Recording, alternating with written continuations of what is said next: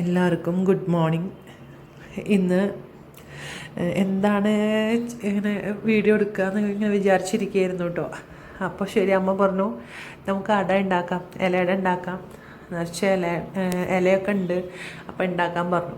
അപ്പം നമ്മുടെ നാട്ടിലെ പോലെ അങ്ങനെ ഇവിടെ മൈസൂർ അത്ര അധികം അങ്ങനെ കിട്ടില്ല, ഇലയൊക്കെ ചില സമയത്തേ ഉണ്ടാവുള്ളൂ. അപ്പോൾ ഉണ്ടാക്കാൻ പറഞ്ഞു. അപ്പോൾ കുറച്ച് ചക്ക വരട്ടിയത് ഉണ്ട് ഫ്രിഡ്ജിൽ, പിന്നെ കുറച്ച് നമുക്ക് നാളികേരും ശർക്കരയും കൂടിയിട്ടുള്ളതും കൂടി ചെയ്യാം, അങ്ങനത്തെ അട ഉണ്ടാക്കാം, അത് ഗോതമ്പിൽ ഉണ്ടാക്കാം, നന്നായി ഉണ്ടാവും പറഞ്ഞു.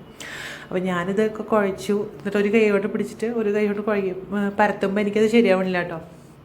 അപ്പോൾ അമ്മ പറഞ്ഞു എന്നാൽ ഞാൻ പരത്തിത്തരാം, അപ്പോൾ പെട്ടെന്ന് നിനക്ക് വീഡിയോ എടുക്കാമല്ലോ, ഇടാലോ പറഞ്ഞു. ശരി പറഞ്ഞു. അപ്പോൾ ഞാൻ അരി കുഴച്ച് വെച്ചു, ചൂടുവെള്ളവും ഉപ്പും കൂടിയിട്ട് ഞാൻ ശകലം പറഞ്ഞാൽ ഇച്ചിരി പഞ്ചസാര ചേർത്തിട്ടുണ്ടായിരുന്നു. അത് പഞ്ചസാരയുടെ വെള്ളമാണ് ഒഴിച്ചിട്ടാ. അതേപോലെ ഗോതമ്പും ചപ്പാത്തിയേക്കാളിലും കുറച്ച് ലൂസായിട്ടാണ് നമ്മൾ ഉണ്ടാക്കി കുഴച്ച് വെച്ചത്. അത് കഴിഞ്ഞ് പിന്നെ ചക്ക വരട്ടിയതുണ്ടായിരുന്നു, അതിൻ്റെ കൂടെ തന്നെ കുറച്ച് ചക്ക ചോളരിക്കുന്നുണ്ടായിരുന്നു ഫ്രിഡ്ജിൽ പഴുത്തത്.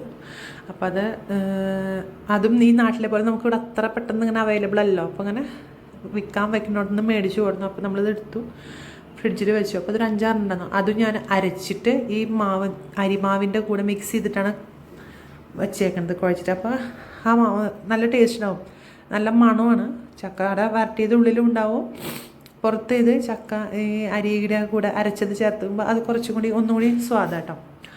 പിന്നെ ഈ ചക്ക വരട്ടിയതിൻ്റെ ഒപ്പം തന്നെ നാളികേരം ഇട്ടിട്ടാണ് നമ്മൾ ഇലയട ഉണ്ടാക്കിയത്. അരിയുടെ ഗോതമ്പിൻ്റെ ഇതിൽ ശർക്കരയും തേങ്ങയും കൂടിയിട്ട് ശർക്കര പാവ് പോലെ ചെയ്തിട്ട് അതിൽ നാളികേരം ഇടുക ചെയ്ത്. കുറച്ച് കട്ടിയായി, പക്ഷേ അട ഉണ്ടാക്കിയപ്പോഴേക്കും അത് കുറച്ച് ലൂസായിട്ട് വന്നിട്ടുണ്ടായിരുന്നു, കുഴപ്പമുണ്ടാകുന്നില്ല. പക്ഷെ അതിങ്ങനെ എന്താ വെച്ചാൽ സ്പ്രെഡ് ചെയ്യാൻ പറ്റുന്നുണ്ടാകുന്നില്ല, സ്പൂണിന്ന് കണ്ടില്ലേ, ഇങ്ങനെ മുഴുണ്ടായിരുന്നില്ല. അപ്പോൾ ഇച്ചിരി ടൈറ്റായി പോയി. ജസ്റ്റ് ഒന്ന് ശ്രദ്ധ തെറ്റിയപ്പോഴേ അത് പാവൊന്നിരുന്ന് കട്ടിയായതാണ്. രണ്ടും കൂടിയിട്ട് ആദ്യം അരിയുടെ അട ഉണ്ടാക്കി, അത് കഴിഞ്ഞ് ഗോതമ്പിൻ്റെ അട ഉണ്ടാക്കി വെച്ചു. പിന്നെ നമ്മൾ കഴിക്കാനൊന്നും നിന്നില്ല, കാരണം വേഗം ഉണ്ടാക്കി വെച്ചു. പിന്നീട് വൈകുന്നേരം 4 മണിക്കൊക്കെ കഴിക്കാമല്ലോ.